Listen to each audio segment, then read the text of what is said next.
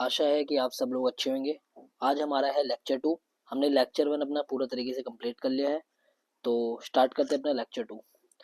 तो आज का स्टार्ट है आरआरबी भोपाल 1994 में जो क्वेश्चन आए हुए हैं, इससे स्टार्ट करेंगे हम।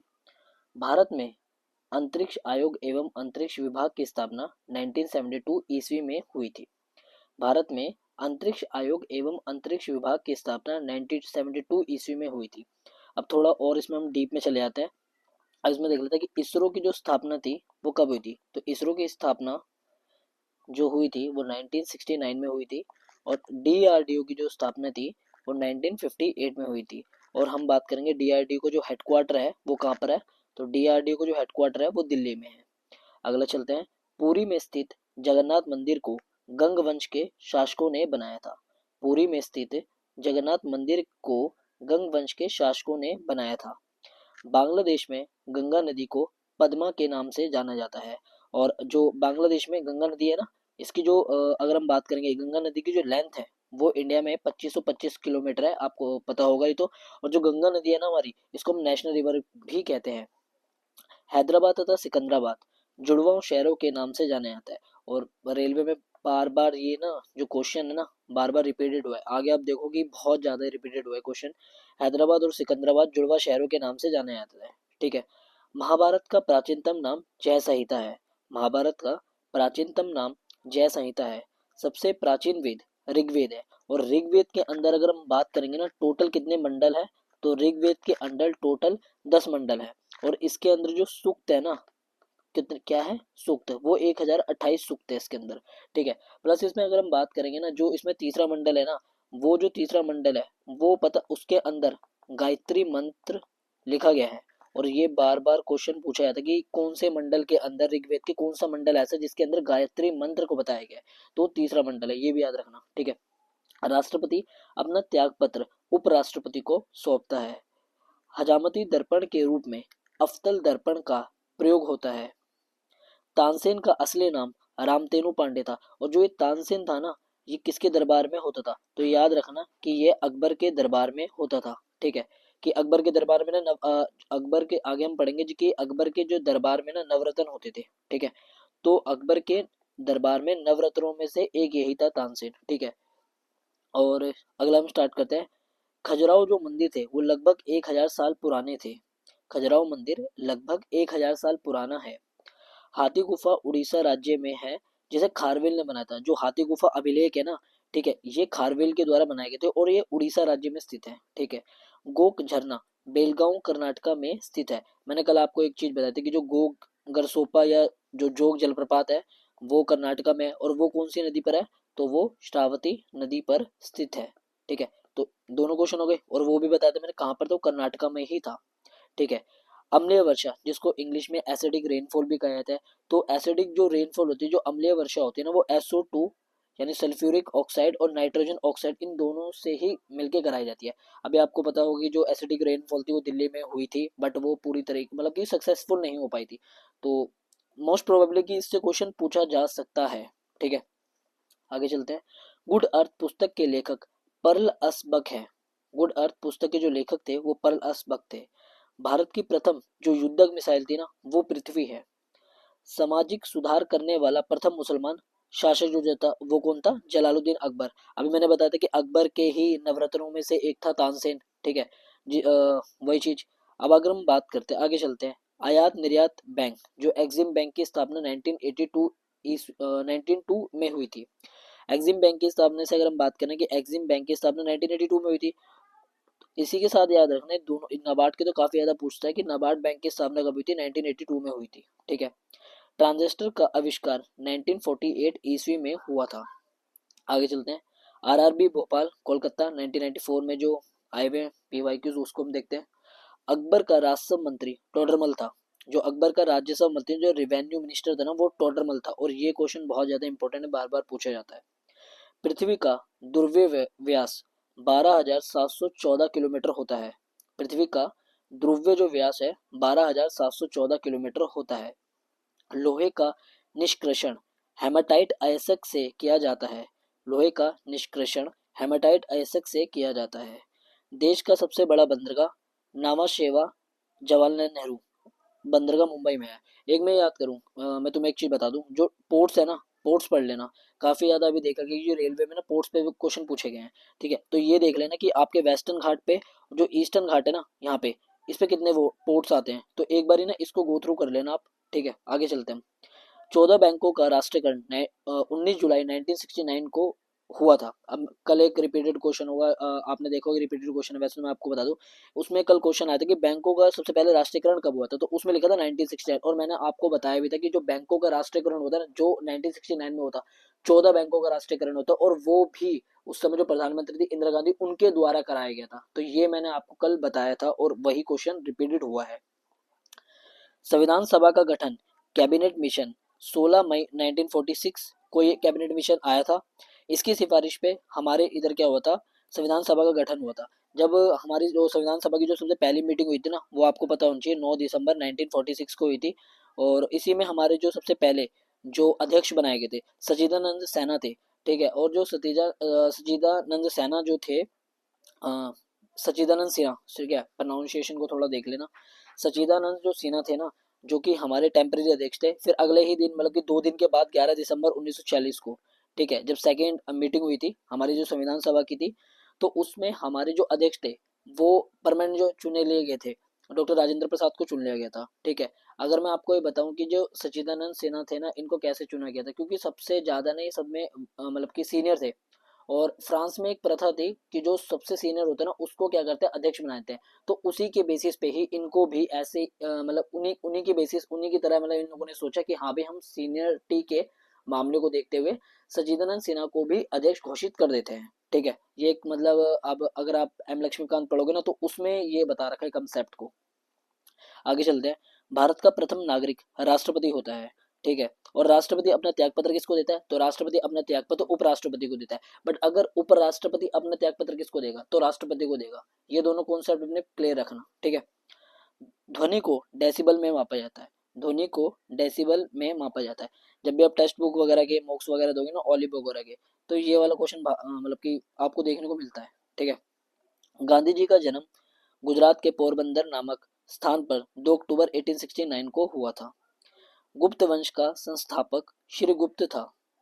बांग्लादेश की मुद्रा का नाम टका था। अभी एक क्वेश्चन पढ़ा था हमने बांग्लादेश से, कि बांग्लादेश में जब हमारी गंगा नदी जाती है, तो उसको किस नाम से जाना जाता है, तो याद रखना, उसको पद्मा नाम से जाना जाता है। अभी ऊपर हम पढ़ के आए हैं। सिनेबार पारा का अयस्क है। सिनेबार पारा का अयस्क है। करो या मरो का नारा गांधी जी ने दिया था। और गांधी जी का जन्म कहाँ पर हुआ था, गुजरात में हुआ था। गुजरात में कहाँ पे, गुजरात के अंदर पोरबंदर में हुआ था। और डेट 2 अक्टूबर 1869। ठीक है, दिल्ली 1912 में भारत की राजधानी बना था। अब मैं थोड़ा से बता देता हूँ। 1912 से पहले जो हमारी राजधानी थी, क्या कौन सी होती थी, कलकत्ता हमारी राजधानी हुआ करती थी। ठीक है, कलकत्ता हमारी राजधानी हुआ करती थी। तो 1911 में हमारे इधर क्या हुआ था, पंचम जॉर्ज पंचम आया था।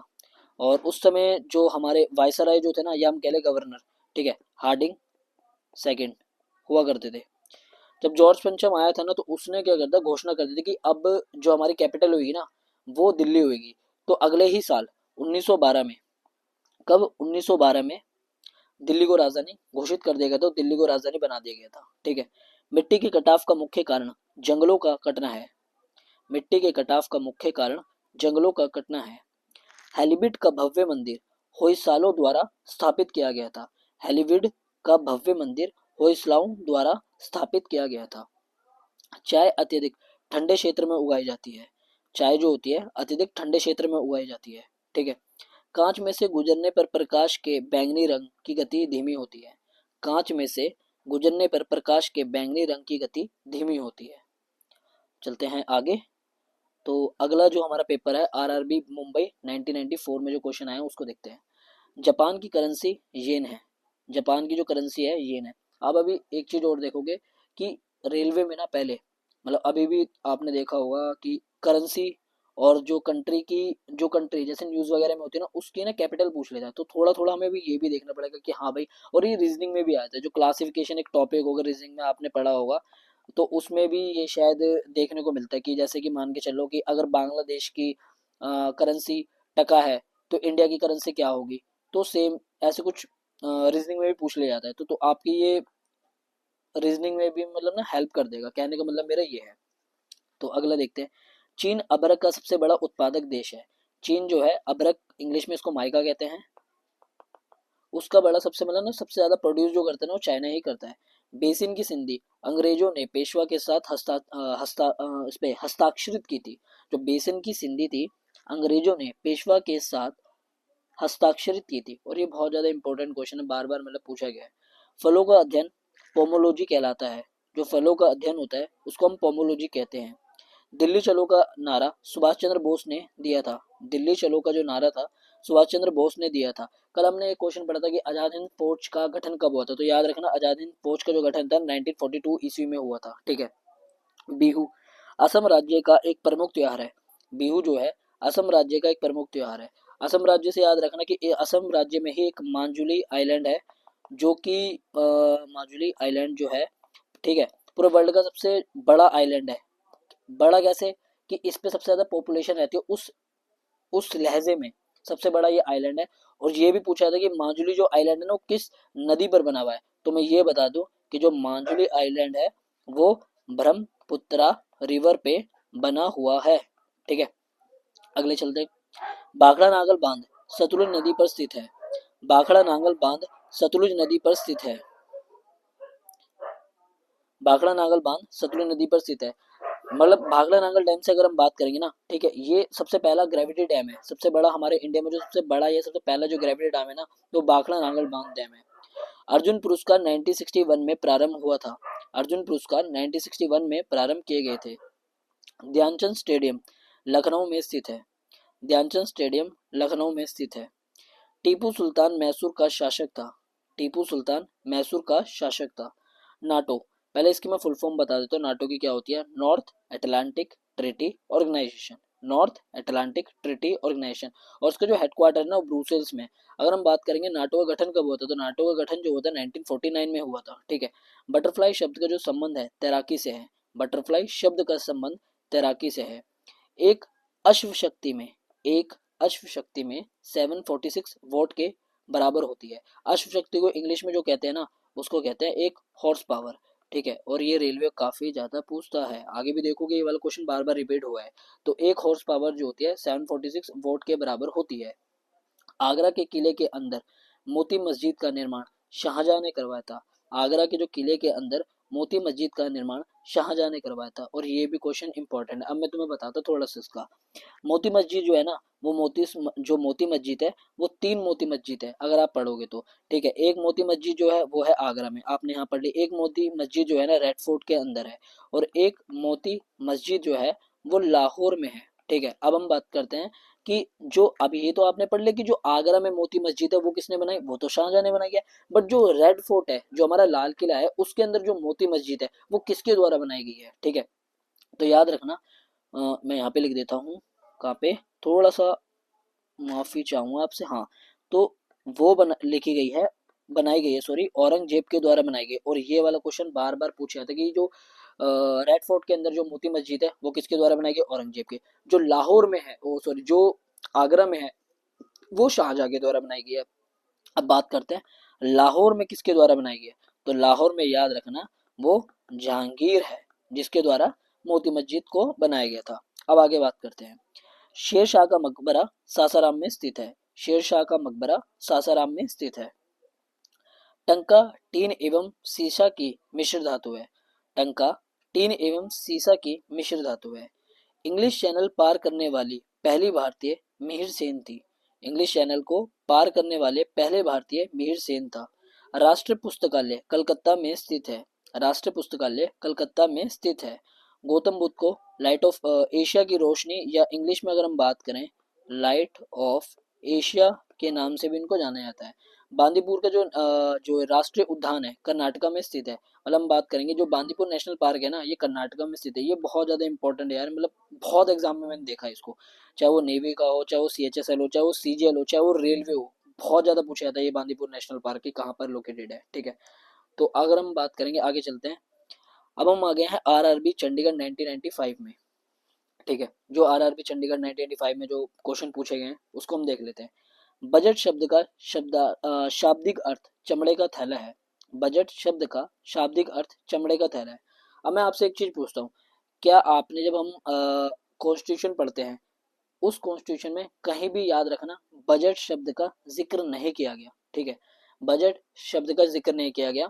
उसमें जो करा है ना, वित्तीय शब्द का जिक्र किया गया, या वित्तीय शब्द का, वित्तीय मुझे पूरा नाम तो अभी याद नहीं है, वित्तीय शब्द का ऐसे कुछ करा गया, जो कि आर्टिकल आप 112 पढ़ोगे ना तो उसमें जाके देखना। और ये क्वेश्चन पूछा गया थे, आई थिंक सीडीएस में पूछा गया था कि जो बजट शब्द का जिक्र कॉन्स्टिट्यूशन में किया गया है नहीं, तो ऐसे स्टेटमेंट में क्वेश्चन आया था, तो इसलिए मैं बता रहा हूँ।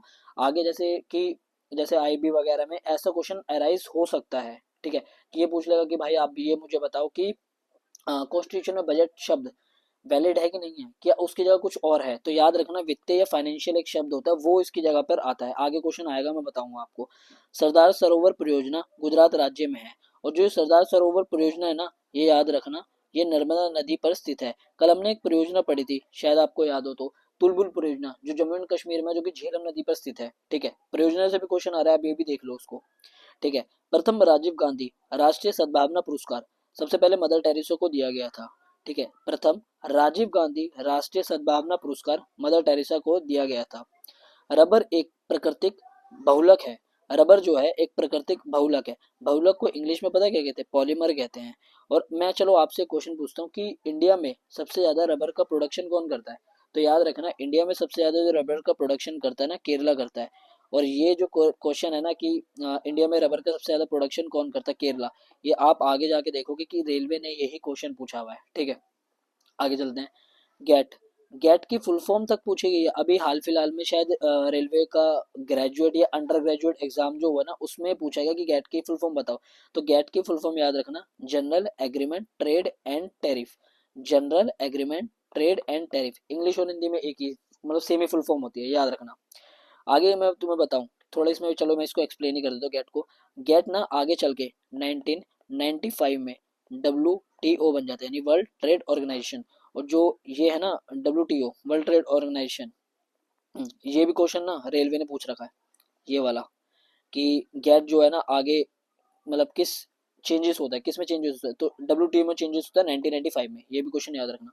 संयुक्त राष्ट्र संघ का मुख्यालय न्यूयॉर्क में है, संयुक्त राष्ट्र संघ का मुख्यालय न्यूयॉर्क में है, यानी यूएनओ का जो हमारा मुख्यालय न्यूयॉर्क में है। चलो कल एक मैंने एक बताया था कि वॉशिंगटन जो वर्ल्ड बैंक का मुख्यालय कहाँ पर है, तो याद रखना वर्ल्ड बैंक का जो मुख्यालय है ना वॉशिंगटन डीसी में, IMF का मुख्यालय कहाँ पर है, वॉशिंगटन डीसी में।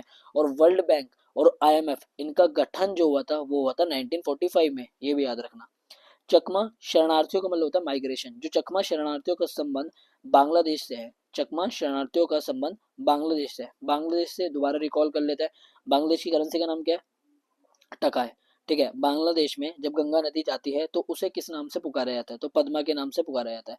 दूसरे अगर हम बात करेंगे इसके बॉर्डर लेंथ की, अगर हम बात करेंगे ना, याद रख लेना 4096.6, ठीक है, ये हमारे से क्या होता है, बॉर्डर शेयर करता है। जो अब इंडिया का जो बॉर्डर है ना, मतलब ये बांग्लादेश मान लो, तो ये 4096.6 मीटर का है। ये क्वेश्चन भी पूछा गया, इसकी याद रखना। हमारी जितनी भी नेबरिंग कंट्रीज है, सबसे ज्यादा सबसे बड़ा बॉर्डर हम इन्हीं के साथ शेयर करते हैं, बांग्लादेश के साथ। और सबसे छोटा जो बॉर्डर है ना, वो आप हम पता किसके संग करते हैं, अरुणाचल प्रदेश कह रहा हूँ मैं, आपका अफगानिस्तान के संग हम करते हैं, ठीक है। तो अफगानिस्तान के संग करते हैं, POK रीजन में आता है, अगर आप मैप ढंग से देखोगे ना तो POK के पास ही लग जाता है, ठीक है। तो सबसे ज्यादा हम बॉर्डर इसमें करते हैं, आई थिंक मे बी शायद 106 किलोमीटर का हम बॉर्डर इनके संग शेयर करते हैं, ठीक है।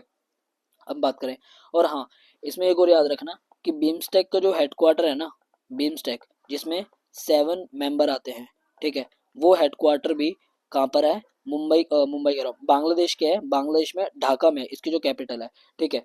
और इससे बीमस्टेक से क्वेश्चन पूछता ही पूछता है। अगर आप अभी के हाल फिलहाल के एग्जाम देख लोगे ना रेलवे के, तो उसने ऑर्गेनाइजेशन पे देखा, इंटरनेशनल ऑर्गेनाइजेशन पे क्वेश्चन पूछा हुआ है। लो आगे ही आगे इंटरनेशनल ऑर्गेनाइजेशन का क्वेश्चन एक आ गया।